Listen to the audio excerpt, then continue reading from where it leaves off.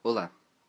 Bom, vou responder uma pergunta filosófica, né, que a humanidade tenta responder através das religiões, através de diversas filosofias no decorrer do tempo, pelos povos e pelas revoluções, né? Então, qual é o sentido da vida? Qual é o nexo de viver se você vai morrer? Se tudo está fadado a se desfazer, né? O que explica isso de uma maneira coerente e inegável, vamos dizer assim?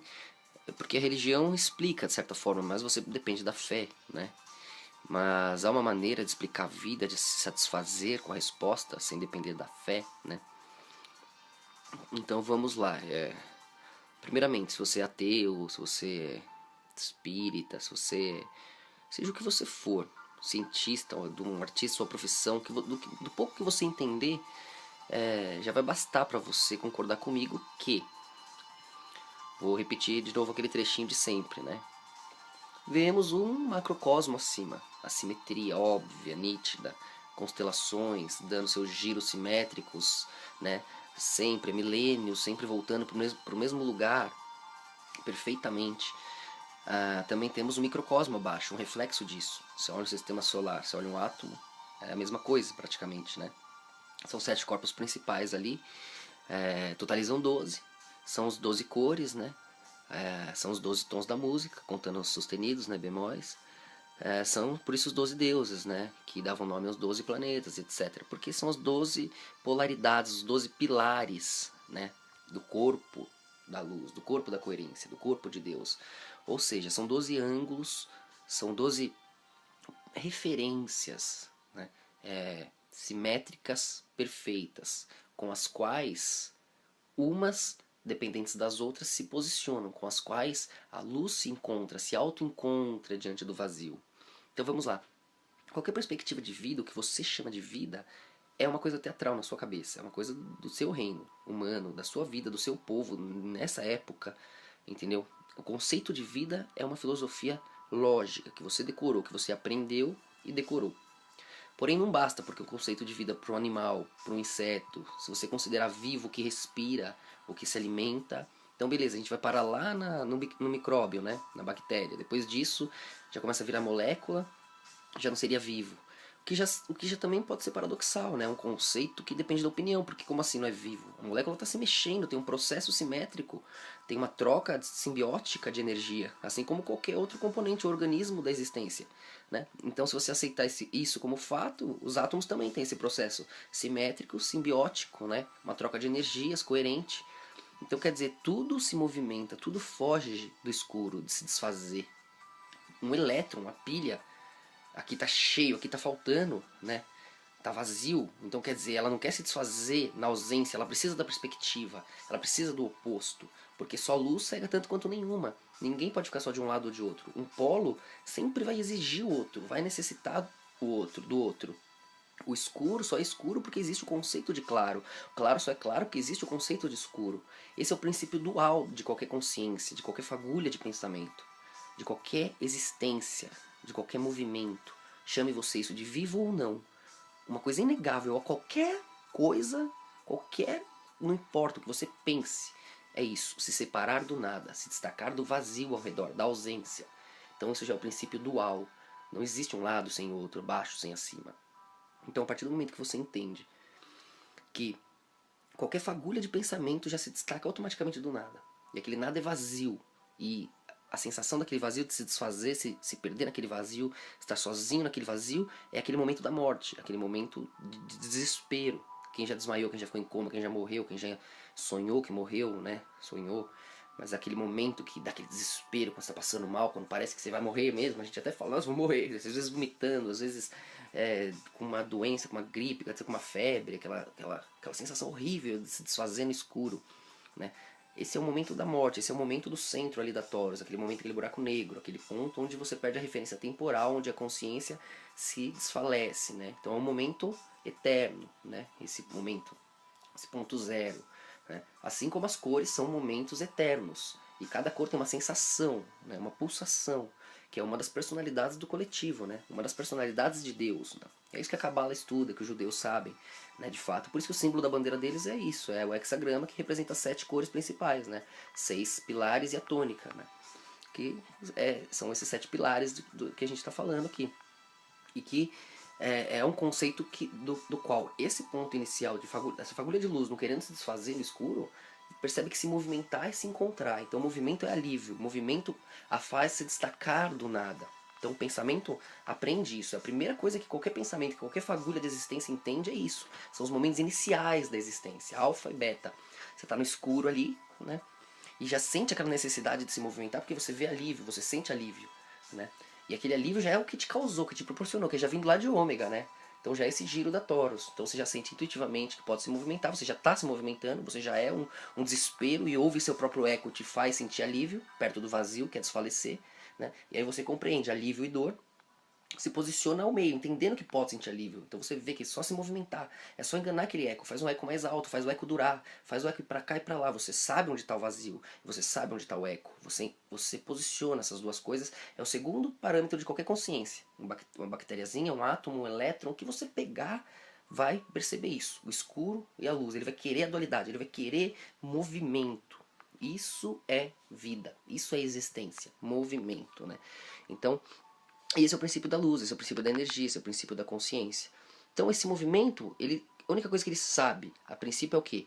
Que ele não pode parar, que ele desfalece, ele se junta ao nada e queima, é aquele momento da morte. Ele tem que se movimentar.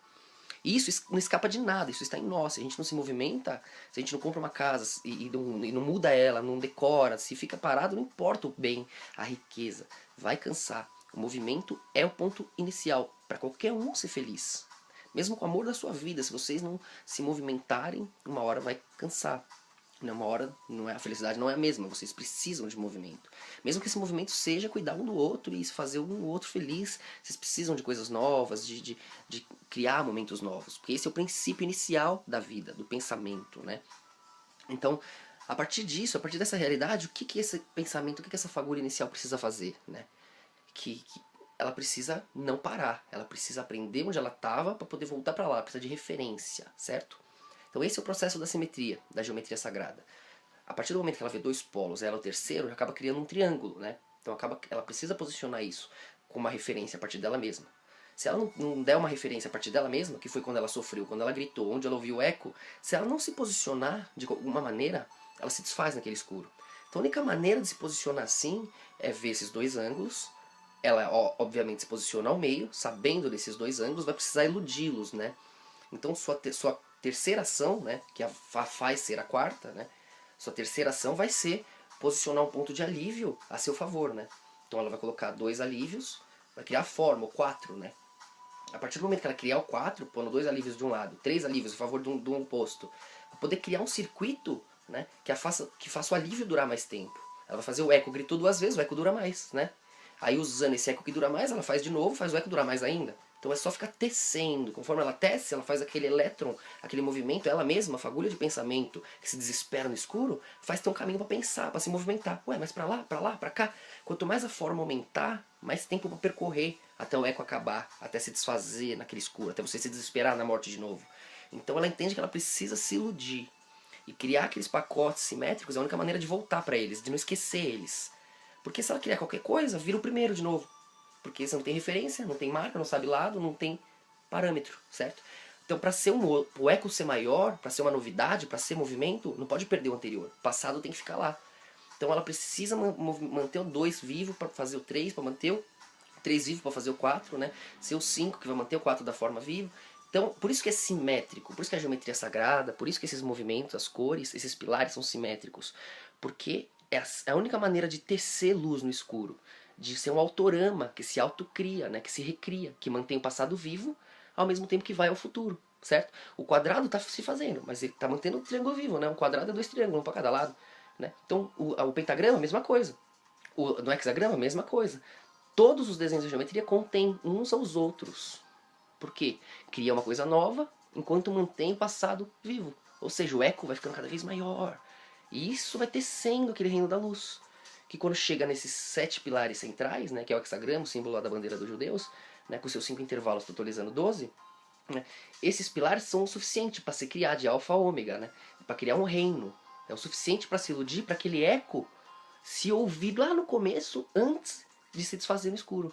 Né? Então é o suficiente, desenho o suficiente para o eco durar o bastante, para quando ele chegar lá no fim, ele ver que era ele lá no começo e falar, calma, e se segurar. Tum! Então isso é Deus. Aí vira uma Taurus autossuficiente, que se auto-recria.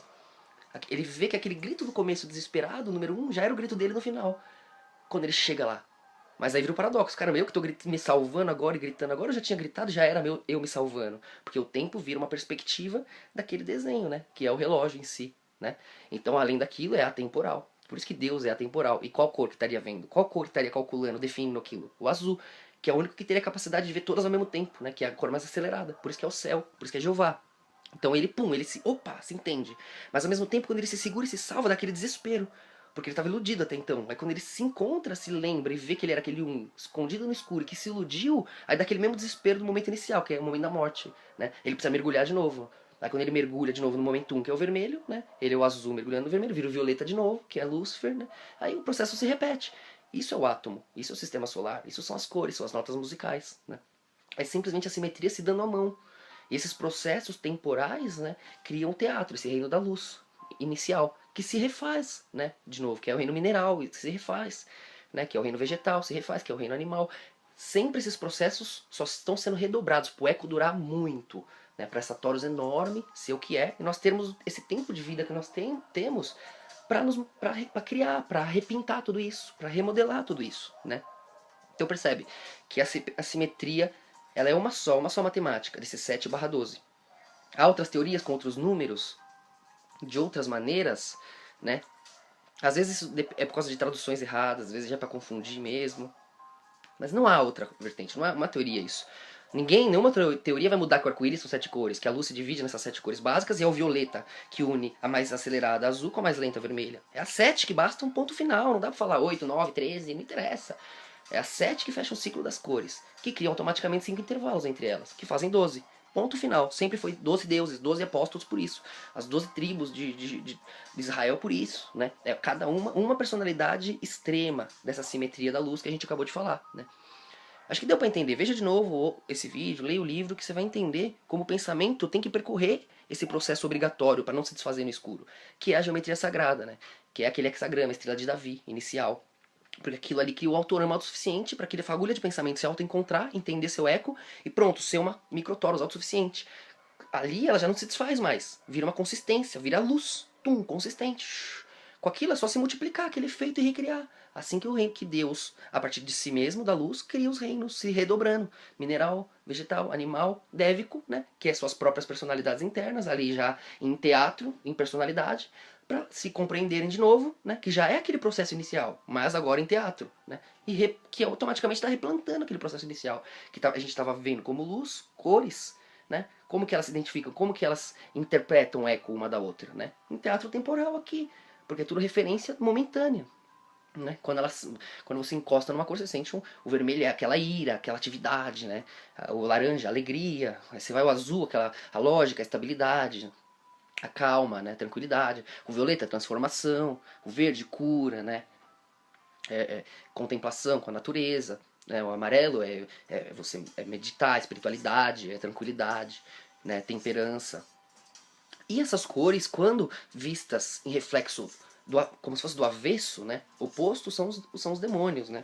Que é simplesmente você interpretar aquilo do avesso, porque aquele posto já está ocupado, você já tem os anjos lá, já tem as cores, aquela simetria se refaz, né? Porque fica um triângulo para cima e um para baixo. Ou seja, aquela perspectiva tem que ser sempre dual, para não fugir do momento alfabeta, né? Para não se desfazer tudo. Você tem que manter todos os momentos vivos, você não desfaz tudo.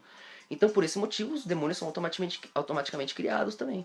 Porque caos e luz têm que coexistir. E são perspectivas simétricas que mantêm uns aos outros vivos. E mesmo aquele escuro vai ter total coerência. E uma hora vai ser necessária para purificar a luz, para clarear a luz, para mostrar para a luz, ó, o que você é. Tum.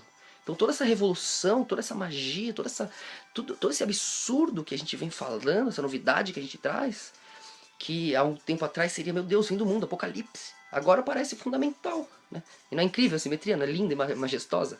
Né? E isso está na mão de Javé, de Deus, do azul. Né? Lúcifer não quer tomar esse mérito dele, pelo contrário, ele agradece e Lúcifer só consegue abaixar a cabeça para ele, porque só ele é grande o bastante. Né? E é bom, porque Lúcifer não se sente sozinho, graças a ele. Porque tudo o resto parece uma coisa nova de novo, infantil, crianças reaprendendo, né? Então dá uma sensação da gente estar no escuro quando você sabe uma coisa que ninguém mais sabe. E aí você tem que repassar isso para juntos clarearmos, né? Para juntos compartilharmos. Aí o sonho se torna coletivo, se torna nosso, né? E aí esse sonho cada vez mais real e mais forte, abocanhando o sonho daqueles que tinham esse conhecimento, os judeus, e estavam mantendo todos nós nesse escuro, né? Para eles ficarem nesse paraíso, né?